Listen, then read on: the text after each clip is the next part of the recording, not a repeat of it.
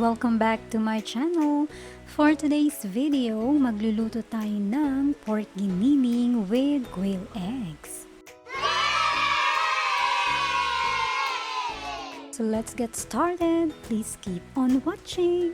So una, magpapakulo muna tayo ng tubig. And kapag malapit ng kumulo yung tubig, ilalagay natin yung itlog ng pugo. Habang pinapakuluan natin yung quail eggs, pwede na rin tayong magpainit ng kawali at maglagay ng 1 kutsarang canola oil. Papakuluan natin yung itlog ng pugo ng 3 minuto.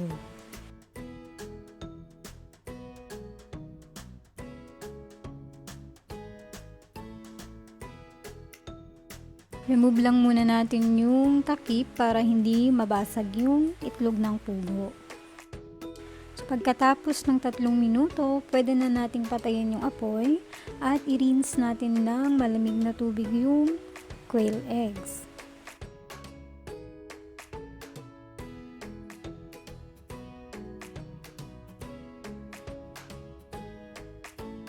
Pag mainit na yung mantika, pwede na nating igisa yung bawang.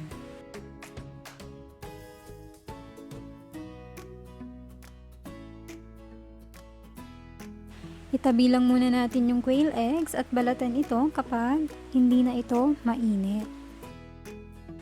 Pwede na rin nating igisa yung sibuyas.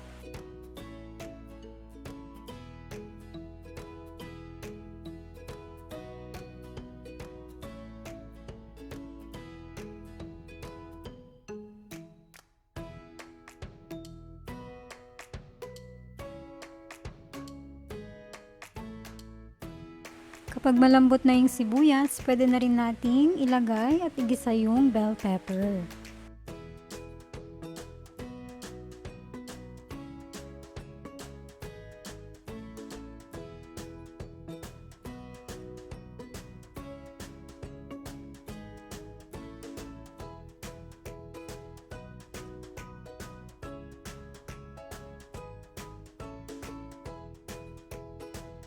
Kapag nagisa na natin yung bawang, sibuyas, and red bell pepper, pwede na rin nating ilagay yung pork giniling.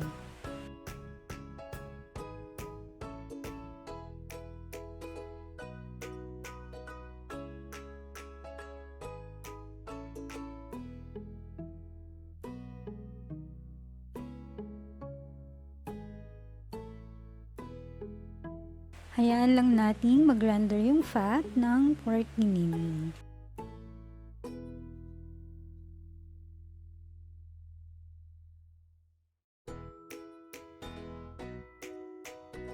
Pag nawala na yung pagka-pink ng giniling, pwede na nating ilagay yung 1/3 cup tomato sauce.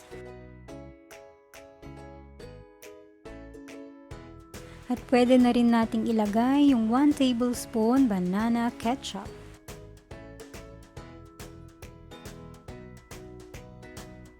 At maglalagay din tayo ng 1/2 cup na tubig.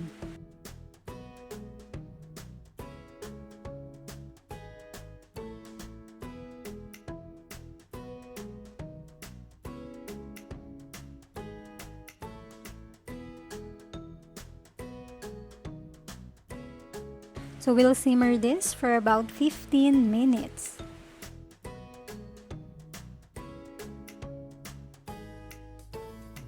So after 15 minutes, ito na yung pork giniling.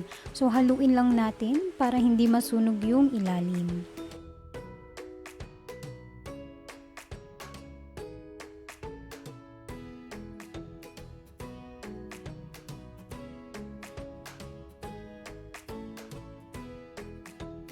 Pagkatapos nating haluin, pwede na nating ilagay yung na-dice na carrots and potato. Haluin lang ulit natin.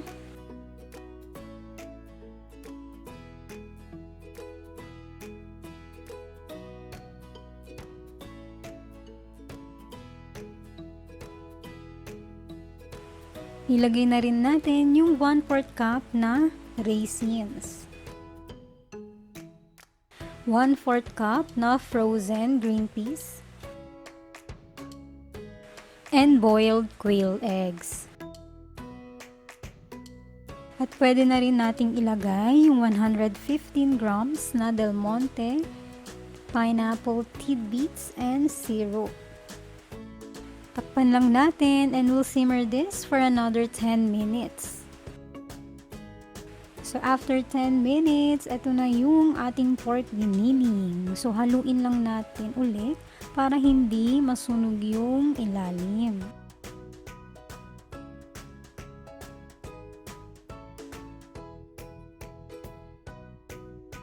Pagkatapos nating haluin, pwede na tayong maglagay ng seasoning. So maglalagay tayo ng 1/2 tablespoon iodized salt, 1/2 tablespoon ground black pepper,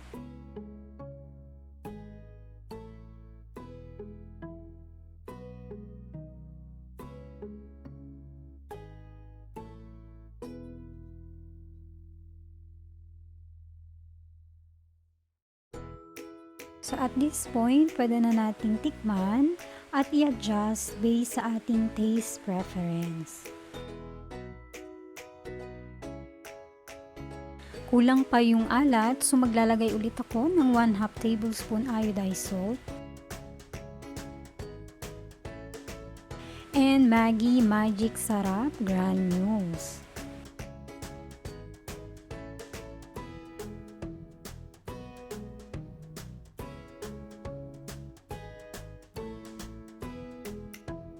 Since gusto ko siya na medyo matamis, magdadagdag ako ng 2 tablespoon Banana Ketchup.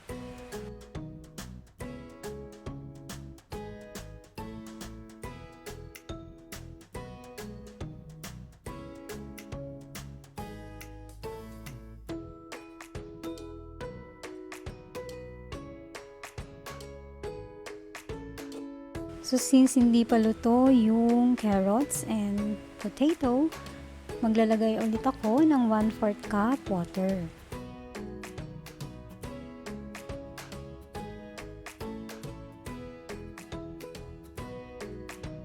And we will simmer this for another 5 minutes.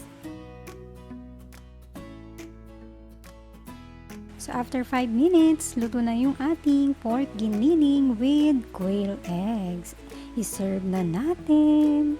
If you like this recipe, please let me know in the comment section below. And don't forget to like this video, subscribe to my channel, and ring the notification bell to be updated with my latest uploads. See you on my next video. Bye-bye!